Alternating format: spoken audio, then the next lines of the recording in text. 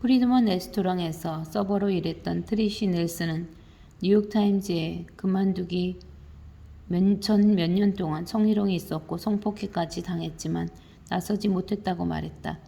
두려워서 아무에게도 털어놓을 수 없었다. 켄은 누구든 이 업계의 블랙리스트에 올릴 수 있다고 떠벌리곤 했다. 아니 실제로 그런 일이 일어나는 걸 보기로 했다. 서열의 밑으로 내려갈수록 악의적인 용인의 문화가 쉽게 형성된다. 웨이트리스나 점원은 서열의 밑바닥이기에 C수트의 여성들이 경험하지 못한 수준의 성희롱의 표적이 된다. 그럼에도 이 두 여성 모두 하루를 무사히 보내기 위해서는 감정노동이라는 기술을 사용해야 한다. 아무 일도 없는 척 연기하거나 다른 사람들에게 그런 일쯤은 아무렇지도 않다고 확신시키는 더 어려운 연기를 하기도 한다. 대부분의 여성들에게 자기 보호를 목적으로 한 감정노동은 너무도 익숙하다. 성추행을 용인하지 않는 환경에서 일하고 있다고 해도 우리는 세상과 담을 쌓고 살 수는 없다. 우리 모두 한 번 이상 길거리에서 외설적인 말을 듣고 불쾌함을 느끼면서도 그 상황의 위험 정도를 계산해야 했던 적이 있다. 웃으라는 말을 들으면 웃을까? 못 들은 척 가던 길을 갈까? 아니면 참지 말고 나서야 하나? 각각의 상황이 개별적이기에 우리는 감정노동 기술을 이용하여 적당한 대응 방법을 찾는다.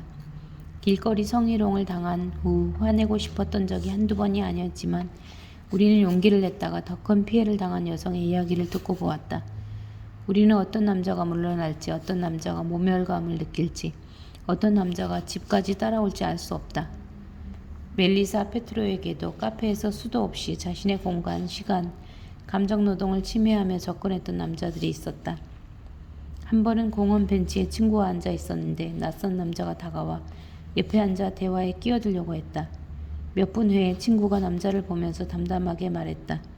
우리는 당신과 이야기하고 싶지 않거든요. 그녀는 친구의 쌀쌀맞은 행동에 놀란 것이 아니라 그 남자가 정말 얌전히 떠나서 더 놀랐다고 한다. 이렇게 할 수 있었던 거야?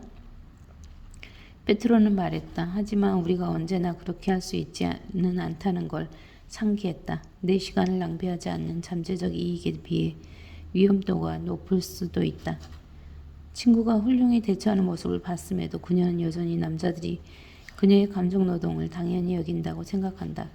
그리고 예의가 어느 정도 안전을 보장한다고 생각한다. 특별한 일이 아니라면 나는 시발년이라는 소리를 안 듣는 하루를 보내고 싶어요. 저항을 최소로 줄여서 가급적 심적 스트레스를 받지 않는 길이다.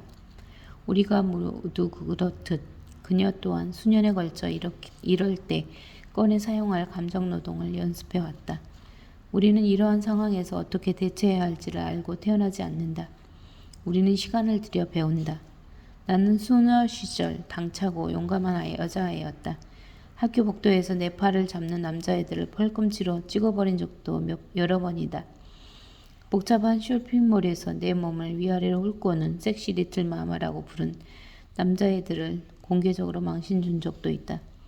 이런 상황에서는 대체로 근처에 동급생들이 있었고 어른들도 있어서 안전했다. 위험에 처할 확률은 낮았고 의지할 수단은 강했다. 나는 왜 다른 여자애들은 나처럼 싸우지 않는지 궁금했다. 14살의 헬로윈 때까진 그렇게 생각했다. 친구들과 나는 여자애들이 전용 공간에서 만나 트릿을 준비하려고 했다. 충분히 안전해 보였다. 우리는 총 10명이었고 거리에 가로등도 밝았고 혼자 다니는 애들도 많았다. 어둑어둑해지기 시작했을 때 남자애들 여러 명이 우리를 따라왔다. 우리는 이상한 낌새를 눈치채고 다른 거리로 옮겼지만 그들은 우리에게 그들 쪽으로 오라고 소리를 질렀고 우리가 너무나 두려워하는 행동을 요구했다. 그때 내가 무슨 말을 했는지 정확히 기억나진 않는다. 여중생들이 할 수 있는 그리 심하지 않은 욕설 정도. 아마 꺼져가 아니었을까. 그때 친구가 겁에 질린 얼굴로 나를 봤다. 너 그렇게 말하면 안 돼. 그녀는 소리 지르더니 내 손을 잡고 뛰었다. 남자애들이 우리를 쫓아오는지 아닌지는 몰랐지만 친구의 행동은 내가 아직 알지 못하는 세상에서 배운 지식에 따른 본능적인 행동이었다. 그 남자애들은 우리를 쫓아왔고 빨랐다. 나는 아직도 우리를 따라붙을 때 들려오던 그 어린 애들의 발소리를 기억한다. 나는 뒤도 돌아보지 못했다. 우리 모두 그랬다. 우리는 거리상 유리했지만 몇 명씩 소그룹으로 흩어져 트인 도로로 나갔다. 나는 친구 2명과 같이 달리다가 겨우 동네 수영장 옆 풀숲에 숨었고 남자애들이 지나쳐 가는 걸 보았다. 그러나 다른 여자애들의 행방은 알 수 없었다. 다른 애들은 저쪽으로 가지 않았나? 애들은 어떻게 찾지? 언제 애들을 찾으러 가야 하지? 얼마나 오래 숨어 있었는지는 모르지만 우리는 울고 있었다. 그럴 리는 없겠지만 몇 시간이 흐른 것만 같았다. 다행히 다른 아이들 모두 무사했다. 그날 밤 우린 운이 좋았다. 내가 나이를 먹고 더 나쁜 일이 실제로 내게도 생긴 이후에야 그때 얼마나 운이 좋았었는지 실감했다. 그날 밤 운을 시험해서는 안 된다는 교훈을 얻었다. 이제 거리를 걸을 때 내 아이들과 손잡고 같이 걸을 때도 낯선 남자들이 웃으라는 말에 웃어야 할 것 같은 기분이 드는 성인 여성이 되었다. 언제 눈을 마주치고 언제 고개를 숙이고 딴청을 부려야 하는지 이제 안다. 시간이 흐르면서 내 두려움을 감추면서도 나를 괴롭히는 사람들의 감정까지 구슬리는 가장 안전한 법을 익히게 되었다. 자기 보호 도구다. 하지만 갈고 닦은 감정노동의 능숙한 활용도 가끔은 부족할 때가 있다.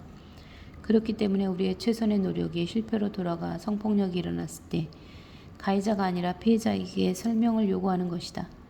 수많은 강간 사건에서 피해자와 가해자가 아는 사이일 경우 우리는 여자가 남자에게 여지를 주었는지 여자의 감정 노동이 충분히 들어갔는지 묻는다. 그녀가 그 일을 멈추게 하기 위해 무엇을 했는지 묻는다. 그 아슬아슬한 줄타기를 신중히 해냈는가? 여자에게 어떤 옷을 입었는지 묻는다. 여자는 차림새가 적절했는가? 이처럼 피해자가 수행한 감정노동을 면밀히 조사하는 이유는 범죄를 저지른 남성보다 피해당한 여성의 행동을 비난하는 것이 사회적으로 용인되기 때문이다. 강간 문화는 피해자들이 최초 경험을 말하기 두렵게 한다. 성폭력 사실을 알리는 데에는 여러 문제가 따르고 피해자들도 그 사실을 잘 안다. 그들의 말은 신뢰받지 못한다. 사법체계는 그들을 배신한다.